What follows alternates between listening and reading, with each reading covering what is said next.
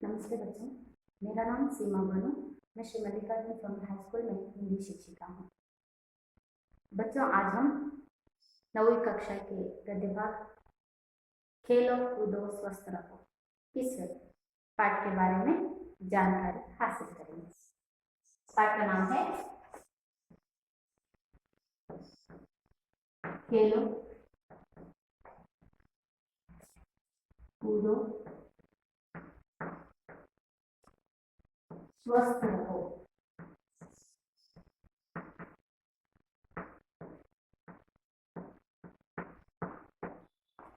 पाठ का नाम क्या है? खेलो कूदो स्वस्थ रहो। यह एक संकलित है।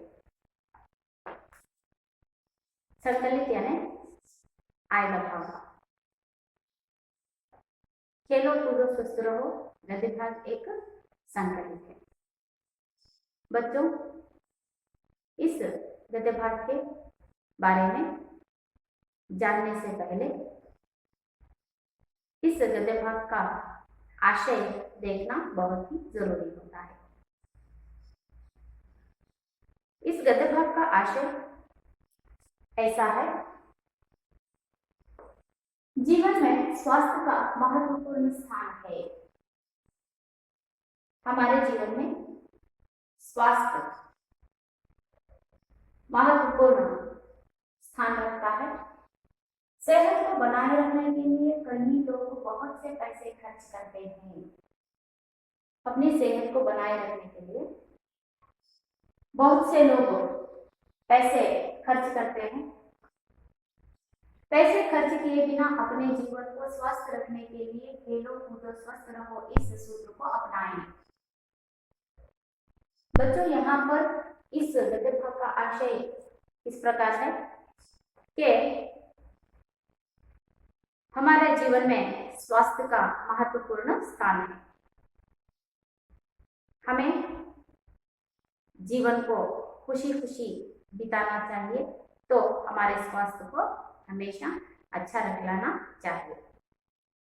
इसीलिए स्वास्थ्य का महत्व हमारे जीवन में बहुत ही मूलदायक है।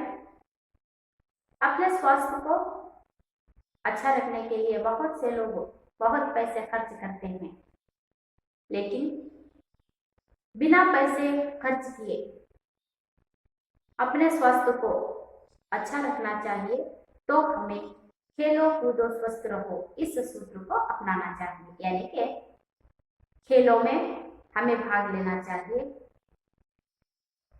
खेलने से, व्यायाम करने से हमारा स्वास्थ्य अच्छा रहता है। यही इस गद्य भाग का एक आशय है। इस आशय को, खेलो कूदो स्वस्थ रहो इस सूत्र को हम भी अपने जीवन में अपनाएंगे, अपनाने की कोशिश जरूर करेंगे।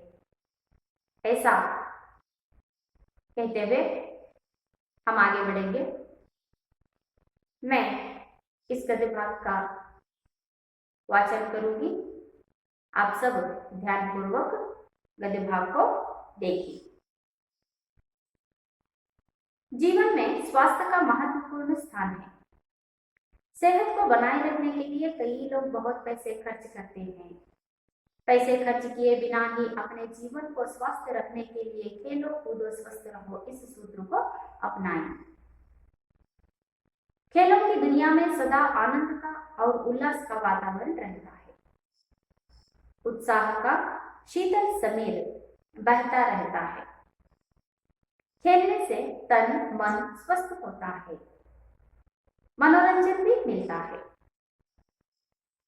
खेल कई तरह के होते हैं। साधारणतया उनके दो भेद किए जाते हैं: शारीरिक खेल और मानसिक खेल। जिन खेलों में शारीरिक श्रम अधिक करना पड़ता है उन्हें शारीरिक खेल कहते हैं। उदाहरण के लिए कबड्डी, हॉकी, गुल्ली डंडा, क्रिकेट, कुश्ती, फुटबॉल, बैडमिंटन, तैरना, दौड़ना आदि। इसके विपरीत जिन खेलों में मानसिक श्रम अधिक होता है उन्हें मानसिक खेल कहते हैं। उदाहरण के लिए शतरंज, कैरम, पासा, बकरीबा खेल आदि।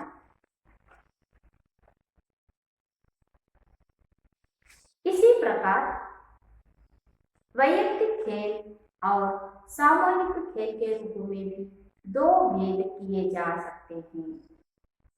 व्यक्तिगत खेलों में तैरना, दौड़ना, तीर चलाना, बिलियर्ड्स, शूटिंग, नाव चलाना, छलांग मारना आदि।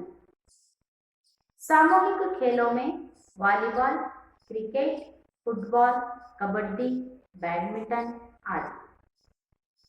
इसी प्रकार खेलों का और एक भेद भी है। कबड्डी, क्रिकेट, हॉकी, वॉलीबॉल आदि मैदानी खेल हैं, यानी क्या आउटडोर खेल है। शतरंज, कैरम, पासा आदि घरेलू यानी कि इंडोर गेम्स हैं। आजकल हमारे देश में हॉकी, क्रिकेट, बैडमिंटन, शतरंज, कुश्ती आदि खेल काफी लोकप्रिय हो रहे हैं। राज्य और राष्ट्र के स्तर पर खिलाड़ियों को पुरस्कार दिए जाते हैं, जैसे अर्जुन, एकलव्य, द्रोणाचार्य, ध्यानचंद, राजवीर खेल रत्न आदि। पुरस्कार के साथ साथ धनराशि भी दी जाती है।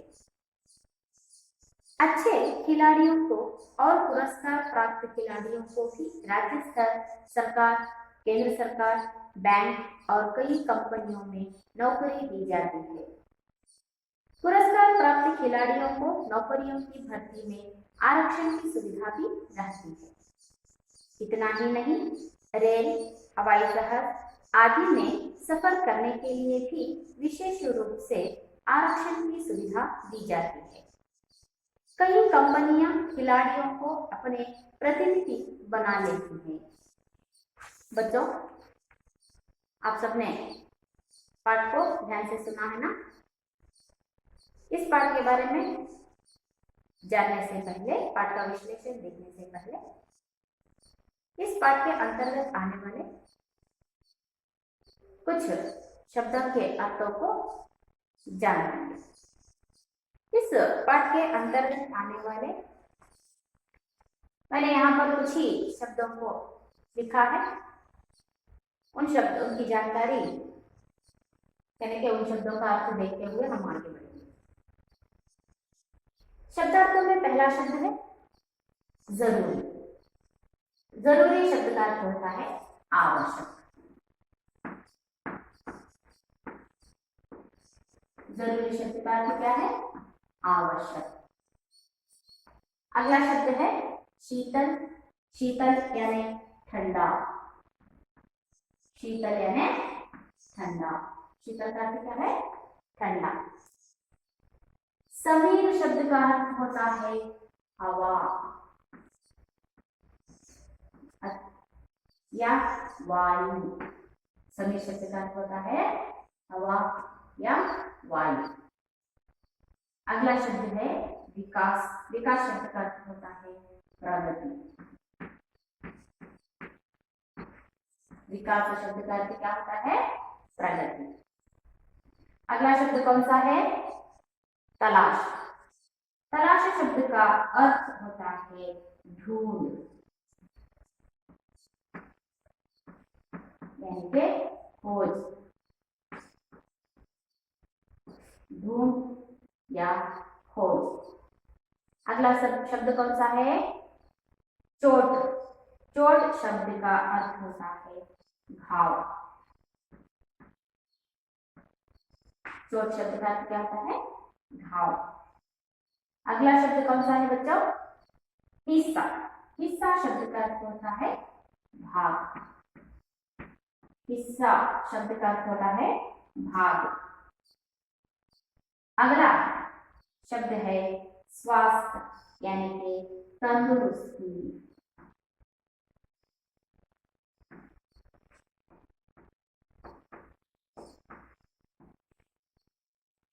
स्वास्थ्य यानी तंदुरुस्ती। जरूरी शब्द का अर्थ है आवश्यक। अगला शब्द कौन सा है? शीतल। शीतल शब्द का अर्थ क्या होता है? ठंडा। अगला शब्द समीर, समीर यानी हवा या वायु। विकास शब्द का अर्थ होता है प्रगति। विकास शब्द का अर्थ क्या होता है? प्रगति। अगला शब्द है तलाश। तलाश शब्द का अर्थ होता है ढूंढ यानी कि खोज। चोट शब्द का अर्थ होता है घाव। चोट शब्द का अर्थ क्या है? घाव। हिस्सा शब्द का अर्थ होता है भाग। स्वास्थ्य शब्द का अर्थ होता है तंदुरुस्ती। बच्चों, हमने यहाँ पर कुछ ही शब्दों के अर्थों को जाना है। पाठ का विश्लेषण करते समय हम आने वाले और भी कुछ नए नए शब्दों के अर्थों को जानेंगे। अब हम पाठ का विश्लेषण देखें, ठीक है। खेलों की दुनिया में सदा आनंद और उल्लास का वातावरण रहता है। हम सभी को पता ही है, यहाँ पर खेल किसे अच्छे नहीं लगते? हाँ, हम सभी को खेलना बहुत अच्छा लगता है। हम सभी खेलों में भाग लेते हैं, हम सभी को खेलना अच्छा लगता है। इसीलिए खेलों में आनंद और उल्लास का वातावरण रहता है। हमें वहां पर हमें जितनी भी चिंता हो, कोई भी तकलीफ हो, जितना भी कष्ट हो, हम सब उस खेल के मैदान में सभी अपने कष्टों को, अपने दुखों को भूल जाते हैं। ऐसा वातावरण हमें वहां पर मिलता है। कहाँ पर मिलता है? हाँ, खेलों की दुनिया में यानी कि मैदानों में। तो बच्चों, खेलों की दुनिया में कैसा वातावरण रहता है? हाँ, खेलों की दुनिया में आनंद और उल्लास का वातावरण रहता है। एक अंक के प्रश्न के लिए यह उत्तर है। खेलों का वातावरण कैसा रहता है? हाँ, खेलों का वातावरण उल्लास और आनंद से भरा रहता है। उत्साह का शीतल समीर बहता रहता है। केवल वहां पर हमें उल्लास और आनंद का वातावरण मिलता ही नहीं, उसके साथ साथ वहां पर हमें वहां पर उत्साह का शीतल समीर, शीतल यानी क्या है? ठंडा, समीर यानी क्या है? हवा। ठंडी हवा बहती रहती है। ऐसी ठंडी हवा बहती है, वहां पर हमें उत्साह की ठंडी हवा बहती रहती है। कहाँ पर? खेलों के मैदानों में। देखिए, खेलों के मैदानों में यानी कि खेलों की दुनिया में आनंद उल्लास का वातावरण रहता है और वहां पर हमें उत्साह की ठंडी हवा बहती नजर आती है। हमें वहां पर उत्साह मिलता है, उत्साह की ठंडी हवा बहती नजर आती है। खेलने से तन मन स्वस्थ होता है और मनोरंजन भी मिलता है। खेलने से हमें वहां पर उल्लास और आनंद का वातावरण मिलता है, उत्साह की ठंडी हवा बहती रहती है। इतना ही नहीं, खेलने से हमारा तन और मन दोनों स्वस्थ रहते हैं और हमें वहां पर मनोरंजन भी मिलता है। ನೋಡಿ ವಿದ್ಯಾರ್ಥಿಗಳೇ, ಇಲ್ಲಿ ಆಟ ಆಡೋದ್ರಿಂದ ನಮಗೆ ಏನು ಉಪಯೋಗ ಇದೆ ಅಂತಂದ್ರೆ, ಆಟದ ಒಂದು ಜಗತ್ತಿನಲ್ಲಿ, ಇಲ್ಲಿ ಜಗತ್ತು ಅಂತಂದ್ರೆ ಮೈದಾನದಲ್ಲಿ, ಆಟದ ಒಂದು ಮೈದಾನದಲ್ಲಿ ನಮಗೆ ಆನಂದ ಮತ್ತೆ ಉಲ್ಲಾಸದ, ಸಂತೋಷದ ಒಂದು ವಾತಾವರಣ ನಮಗೆ ಅಲ್ಲಿ ಸಿಗುತ್ತೆ. ಉತ್ಸಾಹ ಅನ್ನುವಂತಹ ತಣ್ಣಗಿರುವಂತಹ ಗಾಳಿಯಲ್ಲಿ ಬೀಸುತ್ತೆ ಅಂತಂದ್ರೆ ನಮಗೆ ಅಲ್ಲಿ ಉತ್ಸಾಹ ಅನ್ನುವಂತಹದ್ದು ಸಿಗುತ್ತೆ. ಇಲ್ಲಿ ಹೇಳ್ತಾ ಇದ್ದಾರೆ, ಉತ್ಸಾಹ ಅನ್ನುವಂತಹ ತಣ್ಣಗಿರುವಂತಹ ಗಾಳಿಯಲ್ಲಿ ಬೀಸುತ್ತೆ ಅಂತಂದ್ರೆ ನಮಗೆ ಅಲ್ಲಿ ಉತ್ಸಾಹ ಅನ್ನುವಂತಹದ್ದು ಸಿಗುತ್ತೆ. ಇದರ ಜೊತೆಯಲ್ಲಿ ಆಟವನ್ನ ಆಡೋದ್ರಿಂದ ನಮ್ಮ ದೈಹಿಕ ಮತ್ತೆ ಮಾನಸಿಕ ಆರೋಗ್ಯ ಚೆನ್ನಾಗಿರುತ್ತೆ, ಸ್ವಾಸ್ಥ್ಯವಾಗಿರುತ್ತೆ, ಸ್ವಸ್ಥರಾಗಿರ್ತೀವಿ ನಾವು. ಯಾವುದರಲ್ಲಿ? ದೈಹಿಕವಾಗಿ ಮತ್ತೆ ಮಾನಸಿಕವಾಗಿ ನಾವು ಸ್ವಸ್ಥರಾಗಿರ್ತೀವಿ. ಇದಲ್ಲದೆ ಅಲ್ಲಿ ನಮಗೆ ಆಟ ಆಡೋದ್ರಿಂದ ಮನೋರಂಜನೆಯೂ ಸಹ ಸಿಗುತ್ತೆ. इस दुनिया में हमें आनंद, उल्लास और उत्साह की ठंडी हवा बहती रहती है, तन और मन स्वस्थ रहता है। इसके साथ साथ हमें वहां पर मनोरंजन भी मिलता है। खेल कई तरह के होते हैं, तो हम लोगों ने देखा है बहुत से खेल यहाँ पर हमें पता है। खेलों में बहुत से भेद होते हैं। सामान्यतः से उनके दो भेद किए जाते हैं। हम लोग यहाँ पर बहुत से खेलों को देख चुके हैं, बहुत से खेलों के बारे में हम यहाँ पर पता है, लेकिन सामान्य रूप से खेलों के कितने भेद बताए गए हैं? दो भेद। सामान्य रूप से खेलों के कितने भेद बताए जाते हैं? दो भेद बताए जाते हैं, जैसे कि शारीरिक खेल और मानसिक खेल। सामान्य रूप से खेलों के दो भेद बताए जाते हैं, शारीरिक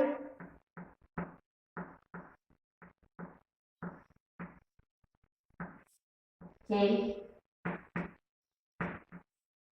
और मानसिक खेल।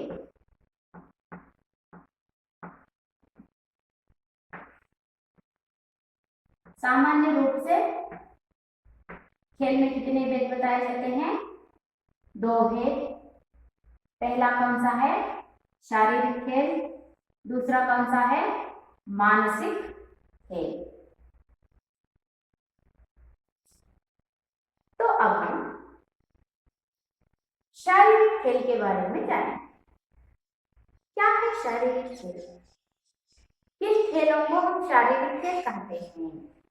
देखिए, जिन खेलों में शारीरिक श्रम अधिक करना पड़ता है उन खेलों को हम शारीरिक खेल कहते हैं। जिन खेलों में शारीरिक श्रम अधिक करना पड़ता है उन खेलों को हम क्या कहते हैं? शारीरिक खेल कहते हैं। तो शारीरिक खेल के उदाहरण क्या होते हैं? उदाहरण के लिए कबड्डी, हॉकी, गुल्ली डंडा, क्रिकेट, कुश्ती, फुटबॉल, बैडमिंटन, तैरना, दौड़ना आदि, यह शारीरिक खेल है। बच्चों, जिन खेलों में हमें शरीर का अधिक श्रम करना पड़ता है, शरीर में अधिक श्रम करना पड़ता है, उन खेलों को हम क्या कहते हैं? शारीरिक खेल कहते हैं। उदाहरण के लिए तैरना, दौड़ना, कबड्डी, क्रिकेट, वॉलीबॉल, हॉकी जैसे खेलों को हम क्या कहते हैं? शारीरिक खेल कहते हैं। यहाँ पर क्या होता है? शारीरिक श्रम अधिक होता है।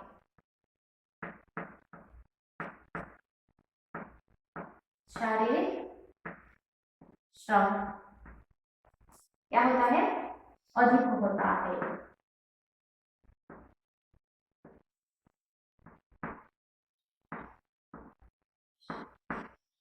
हाँ, जिन खेलों में शारीरिक श्रम क्या होता है?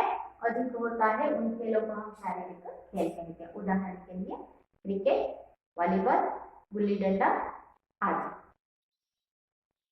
हाँ, अब हम मानसिक खेल के बारे में जानें। इसके विपरीत जिन खेलों में मानसिक श्रम अधिक होता है उन्हें मानसिक खेल कहते हैं।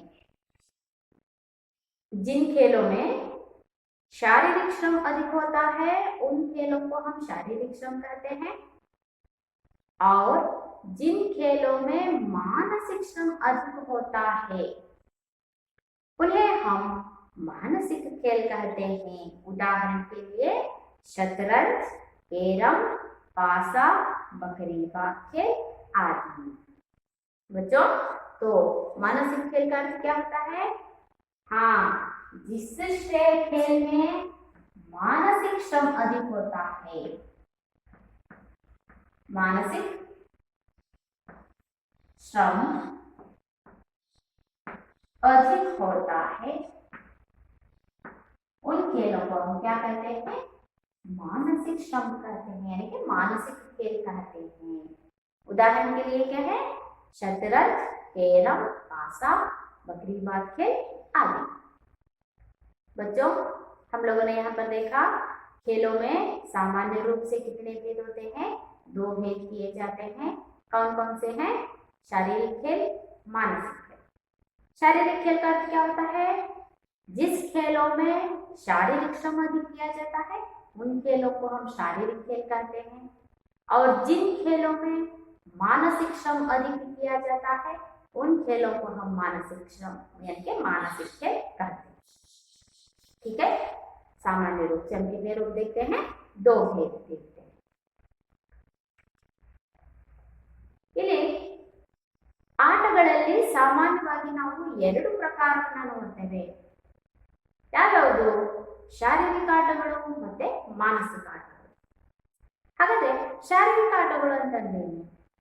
ಯಾವ ಆಟಗಳಲ್ಲಿ ಶಾರೀರಿಕವಾದಂತಹ ಶ್ರಮ ಅಧಿಕವಾಗಿರುತ್ತೋ ಅಂತಹ ಆಟಗಳನ್ನು ನಾವು ಶಾರೀರಿಕ ಆಟಗಳು ಅಂತ ಕರಿತೀವಿ.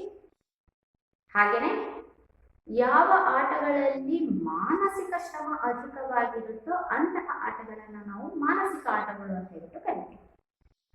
ಹಾಗಾದ್ರೆ ಶಾರೀರಿಕ ಆಟಗಳಿಗೆ ಉದಾಹರಣೆ ಏನು? ಕ್ರಿಕೆಟ್, ವಾಲಿಬಾಲ್, ಮತ್ತೆ ಈಜುವಂತಹದ್ದು, ಇವೆಲ್ಲ ಆಟಗಳನ್ನು ನಾವು ಶಾರೀರಿಕ ಆಟಗಳು ಅಂತ ಹೇಳ್ಬಿಟ್ಟು ಕರಿತೀವಿ. ಹಾಗಾದ್ರೆ ಮಾನಸಿಕ ಆಟಗಳಿಗೆ ಉದಾಹರಣೆ ಏನು? ಕೇರಂ ಆಗಿರ್ಬೋದು, ಚೆಸ್ ಆಗಿರ್ಬೋದು, ಇವೆಲ್ಲಗಳನ್ನು ನಾವು मानसिक आटಗಳು ಅಂತ ಹೇಳ್ಬಿಟ್ಟು ಕರಿತೀವಿ. बच्चों, अब आगे देखें। इसी प्रकार वैयक्तिक खेल और सामूहिक खेल के रूप में भी भेद किए जा सकते हैं। केवल शारीरिक खेल, मानसिक खेल इतना ही नहीं, खेलों को और भी 2 भेदों में विभाजित किया जा सकता है, जैसे कि वैयक्तिक खेल और सामूहिक खेल। व्यक्तिगत खेलों में तैरना, दौड़ना, तीर चलाना, बिलियर्ड्स, शूटिंग, नाव चलाना, छलांग मारना आदि यह वैयक्तिक खेल के लिए उदाहरण माने जाते हैं। तो सामूहिक खेलों में volleyball, cricket, football, kabaddi, badminton आदि खेलों को सामूहिक रूप में माना जाता है, यानी कि सामूहिक खेलों के लिए उदाहरण दिया जाता है। यहाँ पर खेलों को और 2 भेदों में विभाजित किया जा सकता है, जैसे कि पहला है, कौन सा है? वैयक्तिक खेल।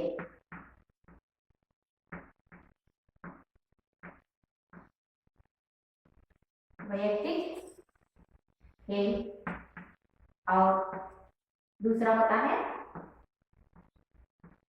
सामूहिक खेल।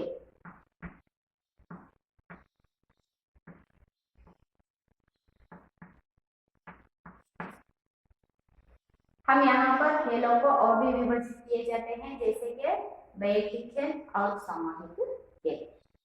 ನಾವು ಆಟಗಳನ್ನ ಮತ್ತೆ 2 ವಿಭಾಗಗಳಾಗಿ ವಿಂಗಡಿಸಬಹುದು, वैयक्तिक ಆಟಗಳು ಮತ್ತೆ सामूहिक ಆಟಗಳು ಅಂತ ಹೇಳಿ। तो बच्चों, यहाँ पर वैयक्तिक खेल के लिए यानी कि व्यक्तिगत, एक ही व्यक्ति प्रतियोगिता के रूप में भाग ले, उन वैयक्तिक यानी कि व्यक्तिगत खेलों के लिए उदाहरण होते हैं तैरना, दौड़ना, तीर चलाना, शूटिंग, नाव चलाना, छलांग मारना आदि खेल व्यक्तिगत यानी वैयक्तिक खेलों के लिए उदाहरण माने जाते हैं। यहाँ पर एक ही व्यक्ति प्रतियोगिता के रूप में भाग लेता है, जैसे कि दौड़ना, तीर चलाना, तैरना, शूटिंग, नाव चलाना, छलांग मारना, इन जैसे खेलों में एक ही व्यक्ति प्रतियोगिता के रूप में भाग लेता है, तो उन खेलों को हम व्यक्तिगत यानी वैयक्तिक खेल कहते हैं। ऐसे ही सामूहिक खेल, समूह में भाग लेने वाले, समूह रूप से खेलने वाले खेलों को हम सामूहिक खेल कहते हैं, जैसे कि volleyball, cricket, football, kabaddi, badminton आदि। इन खेलों में एक से अधिक प्रतियोगिता भाग लेते हैं, वे सभी एक ही समूह में प्रतियोगिता के रूप में खेलते हैं। उन खेलों को हम सामूहिक खेल कहते हैं। सामूहिक खेलों के लिए उदाहरण होते हैं volleyball, football, cricket, kabaddi, badminton. ऐसे खेलों को हम सामूहिक खेल कहते हैं। ಇಲ್ಲಿ ಒಬ್ಬ ವ್ಯಕ್ತಿ ಆ ಒಂದು ಆಟಗಳಲ್ಲಿ ಪ್ರತಿಸ್ಪರ್ಧಿಯಾಗಿ ಭಾಗಿಯಾಗುವಂತಹದ್ದನ್ನ ನಾವು ವೈಯಕ್ತಿಕ ಆಟಗಳು ಅಂತ ಹೇಳ್ತೀವಿ. ಒಬ್ಬ ವ್ಯಕ್ತಿ ಪ್ರತಿಸ್ಪರ್ಧಿಯಾಗಿ ಭಾಗಿಯಾಗುವಂತಹದ್ದು ರನ್ನಿಂಗ್ ರೇಸ್ ಆಗಿರಬಹುದು, ಸ್ವಿಮ್ಮಿಂಗ್ ಆಗಿರಬಹುದು, ಇವೆಲ್ಲ, ಆಮೇಲೆ ಶೂಟಿಂಗ್ ಆಗಿರಬಹುದು.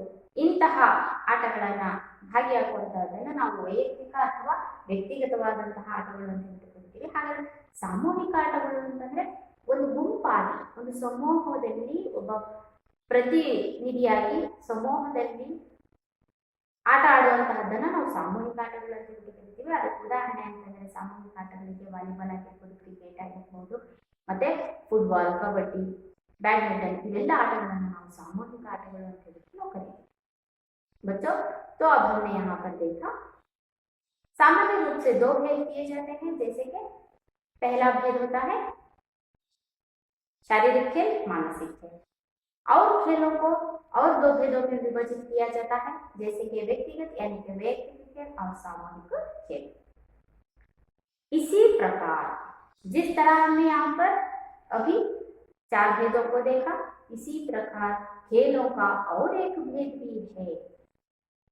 जिस तरह हमने यहाँ पर शारीरिक खेल, मानसिक खेल, व्यक्तिगत खेल, सामूहिक खेल, इन 4 भेदों को हमने यहाँ पर देखा, ऐसे ही खेलों को और एक भेद में यहाँ पर विभाजित किया जाता है। जैसे कि कबड्डी, क्रिकेट, हॉकी, वॉलीबॉल आदि मैदानी खेल होते हैं, यानी कि आउटडोर गेम्स होते हैं। शतरंज, कैरम, पासा, यह सब घरेलू खेल होते हैं, यानी कि इंडोर गेम्स कहलाते हैं। देखिए यहाँ पर हम लोगों ने खेलों को फिर एक बार उनके भेद बनाए हैं। जैसे कि मैदानी खेल,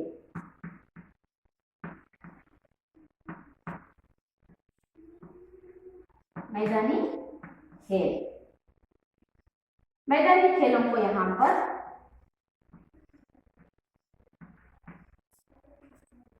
आउटडोर गेम्स कहते हैं। यहाँ पर दूसरा है घरेलू खेल।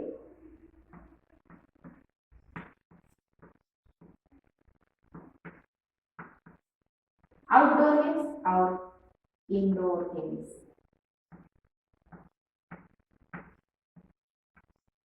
हाँ, देखिए हम लोगों ने यहाँ पर और एक भेद को देखा, यानी मैदानी खेल। मैदानी खेल का अर्थ होता है आउटडोर गेम्स, मैदान में खेले जाने वाले खेलों को हम मैदानी खेल कहते हैं।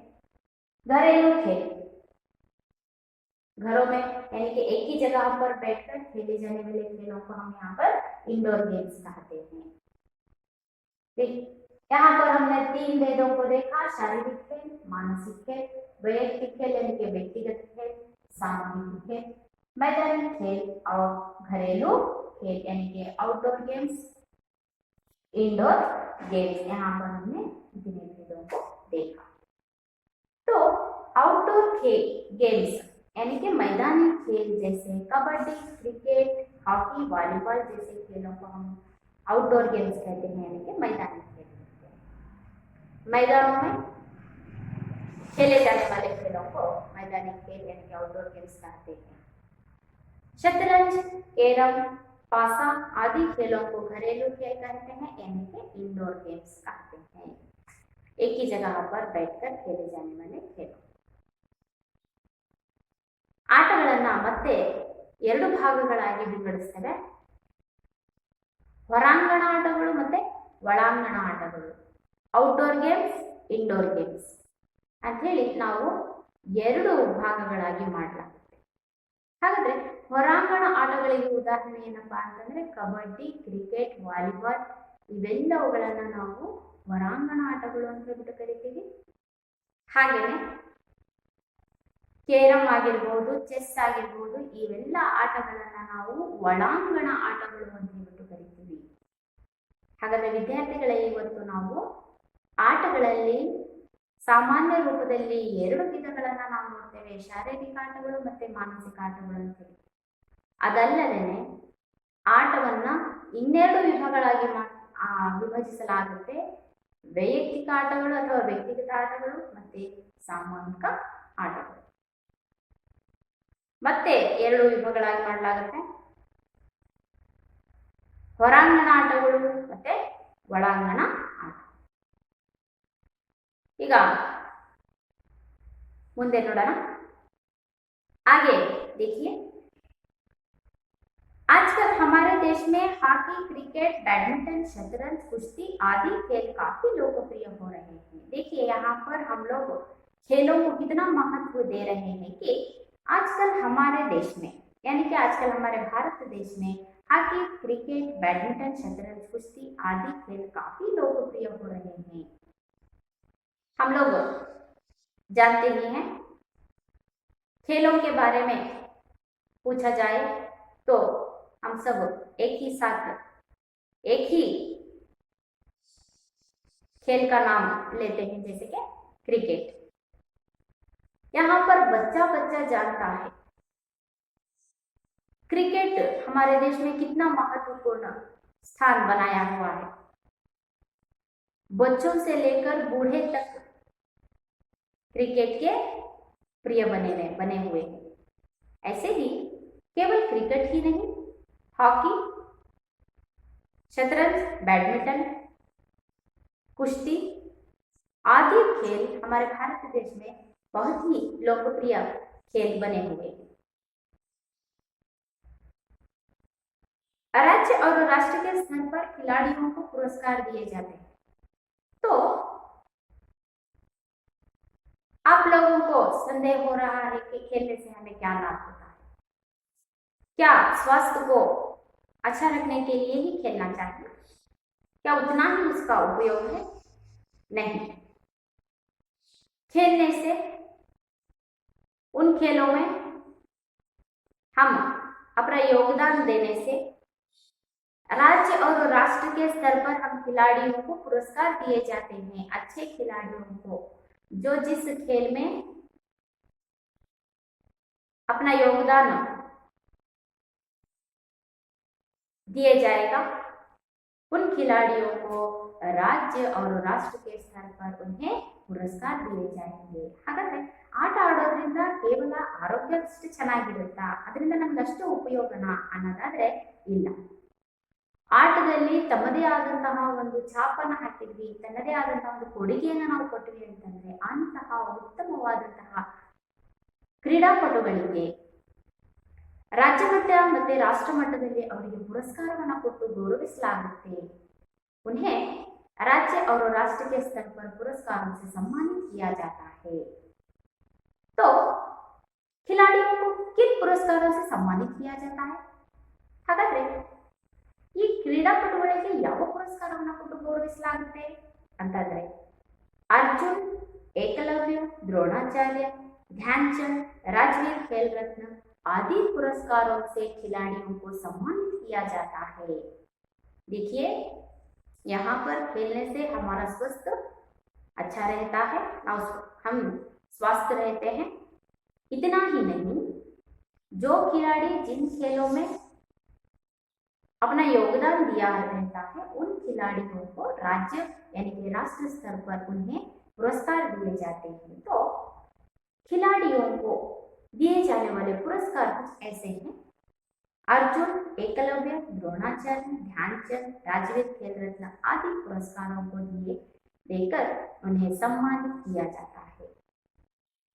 ಈ ಆಟಗಳಲ್ಲಿ ಕ್ರೀಡಾಪಟುಗಳಿಗೆ ಕೊಡಲಾಗುವಂತಹ ಪುರಸ್ಕಾರಗಳು ಅಂತಂದ್ರೆ अर्जुन, एकलव्य, द्रोणाचार्य, ध्यानचंद, ರಾಜೀವ್ ಖೇಲ್ ರತ್ನ ಮುಂತಾದಂತಹ ಪ್ರಶಸ್ತಿಗಳನ್ನು ಕೊಟ್ಟು ಕ್ರೀಡಾಪಟುಗಳಿಗೆ ಗೌರವಿಸಲಾಗುತ್ತೆ। उस पुरस्कार के साथ साथ धनराशि भी दी जाती है। केवल खिलाड़ियों को पुरस्कार ही नहीं बल्कि उनको पुरस्कार के साथ साथ धनराशि भी दी जाती है। ಇಲ್ಲಿ ಕ್ರೀಡಾಪಟುಗಳಿಗೆ ಪುರಸ್ಕಾರ ಅಷ್ಟೇ ಅಲ್ಲ, ಪುರಸ್ಕಾರದ ಜೊತೆಯಲ್ಲಿ ಅವರಿಗೆ ಹಣದ ಸಹ ಅವರಿಗೆ ಧನರಾशिಯನ್ನು सह ಅವರಿಗೆ ಕೊಡಲಾಗುತ್ತೆ। उन्हें धनराशि भी दी जाती है, यानी कि पैसा भी उन्हें दिया जाता है। अच्छे अच्छे खिलाड़ियों को और पुरस्कार प्राप्त खिलाड़ियों को भी राज्य सरकार, केंद्र सरकार, बैंक और कई कंपनियों में नौकरी दी जाती है। इतना ही नहीं, जो खिलाड़ी अच्छे अच्छे खिलाड़ी होते हैं उन सभी को पुरस्कारों के साथ साथ यानी कि पुरस्कृत खिलाड़ियों को राज्य सरकार, केंद्र सरकार, बैंक और कई कंपनियों में नौकरी भी दी जाती है। जो खिलाड़ी राज्य और राष्ट्र स्तर पर पुरस्कृत हुए रहते हैं उन पुरस्कृत खिलाड़ियों को राज्य सरकार, केंद्र सरकार, बैंक और बड़े बड़े कंपनियों में भी इन्हें नौकरी दी जाती है। ರಾಜ್ಯ ಮಟ್ಟ ಮತ್ತು ರಾಷ್ಟ್ರ ಮಟ್ಟದಲ್ಲಿ ಪುರಸ್ಕೃತರನ್ನು ಹೊಂದಿರುವಂತಹ ಕ್ರೀಡಾಪಟುಗಳಿಗೆ ರಾಜ್ಯ ಸರ್ಕಾರ, ಕೇಂದ್ರ ಸರ್ಕಾರ, ಬ್ಯಾಂಕುಗಳಲ್ಲಿ ಮತ್ತು ದೊಡ್ಡ ದೊಡ್ಡ ಕಂಪನಿಗಳಲ್ಲಿ ಅವರಿಗೆ ಉದ್ಯೋಗದ ಅವಕಾಶವನ್ನು ಸಹ ಕಲ್ಪಿಸಲಾಗುತ್ತೆ। ಯಾರಿಗೆ ಪುರಸ್ಕಾರವನ್ನು ಪಡೆದಿರುವಂತಹ ಕ್ರೀಡಾಪಟುಗಳಿಗೆ ಮತ್ತು ಒಳ್ಳೆಯ ಕ್ರೀಡಾಪಟುಗಳಿಗೆ ರಾಜ್ಯ ಸರ್ಕಾರ, ಕೇಂದ್ರ ಸರ್ಕಾರ, ಬ್ಯಾಂಕುಗಳಲ್ಲಿ ಮತ್ತೆ ದೊಡ್ಡ ದೊಡ್ಡ ಕಂಪನಿಗಳಲ್ಲಿ ಇವರಿಗೆ ಉದ್ಯೋಗದ ಅವಕಾಶವನ್ನು ಸಹ ಕಲ್ಪಿಸಲಾಗುತ್ತೆ।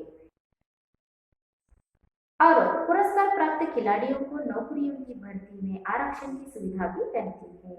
और इतना ही नहीं, जो पुरस्कार खिलाड़ी होते हैं उन्हें नौकरी के साथ साथ उन्हें आरक्षण की सुविधा भी दी जाती है। पुरस्कार प्राप्त ಪುರಸ್ಕಾರವನ್ನು ಪಡೆದಿರುವಂತಹ ಕ್ರೀಡಾಪಟುಗಳಿಗೆ ಉದ್ಯೋಗದ ಜೊತೆಯಲ್ಲಿ ಅವರ ಒಂದು ರಕ್ಷಣೆಯ ಹೊಣೆಯನ್ನು ಸಹ ಸರ್ಕಾರ ಅನ್ನುವಂತಹದ್ದು ಭರಿಸುತ್ತದೆ। इतना ही नहीं, रेल, हवाई जहाज आदि में सफर करने के लिए भी विशेष रूप से आरक्षण की सुविधा दी जाती है। केवल उन्हें नौकरी दी जाती है और उनकी रक्षा की सुविधा भी की जाती है। इतना ही नहीं, हवाई जहाज, रेलगाड़ी आदि में सफर करने के लिए उन्हें विशेष रूप से आरक्षण की व्यवस्था की जाती है। ರೈಲಿನಲ್ಲಿ ಮತ್ತೆ ವಿಮಾನಗಳಲ್ಲಿ ಪ್ರಯಾಣ ಮಾಡುವಂತಹ ಸಮಯದಲ್ಲಿ ಇವರಿಗೆ ರಕ್ಷಣೆಯ ಒಂದು ವ್ಯವಸ್ಥೆಯನ್ನು ಸಹ ಸರ್ಕಾರ ಮಾಡುತ್ತದೆ। कई कंपनियां खिलाड़ियों को अपने प्रतिनिधि बना लेते हैं। इतना ही नहीं, बहुत से बड़े बड़े कंपनियां यहाँ पर इन खिलाड़ियों को अपनी प्रतिनिधि के रूप में उन्हें भर लेते हैं। देखिए, यहाँ पर खेलने से हमें कितनी सुविधा मिलती है कि लोगों को यानी कि खिलाड़ियों को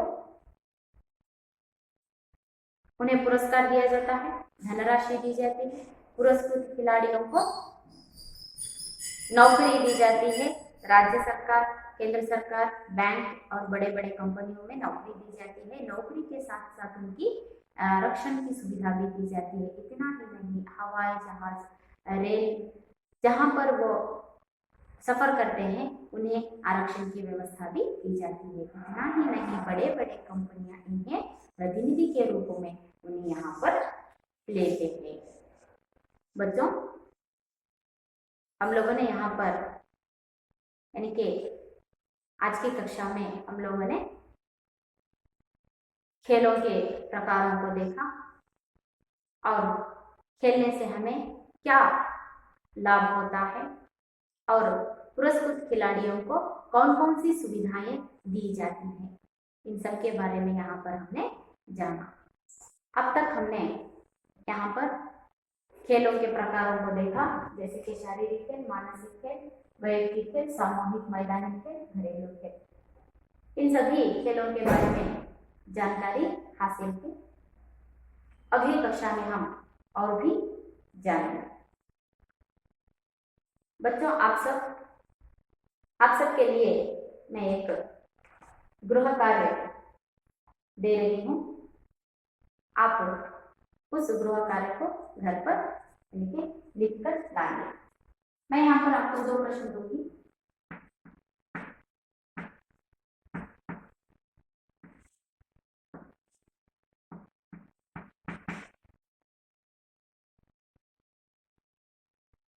प्रश्न है,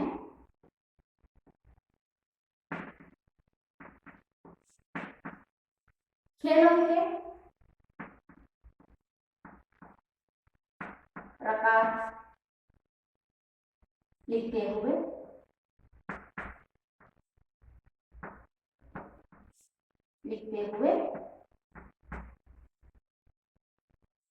कुछ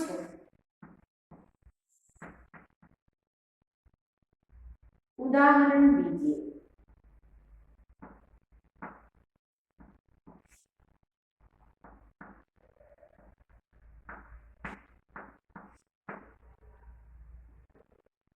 दूसरा प्रश्न है, राज्य और राष्ट्र स्तर पर खिलाड़ियों को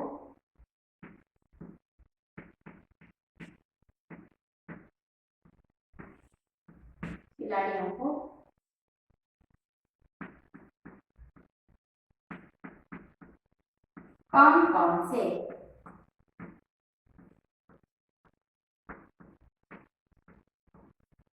पुरस्कार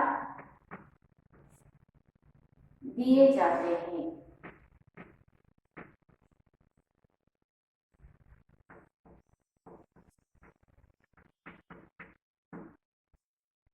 बच्चों, मैंने यहाँ पर आपको 2 प्रश्न दिए हैं, उन प्रश्नों के उत्तरों को आप ढूंढने का प्रयास कीजिए।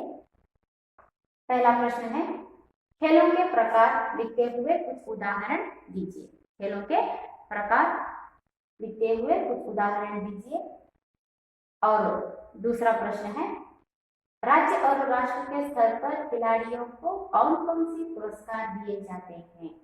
इन दोनों प्रश्नों का उत्तर आपको ढूंढकर लिखना है, ठीक है। इस पाठ के बारे में हम अगली कक्षा में और भी कुछ जानकारी हासिल करेंगे। तब तक आप लोग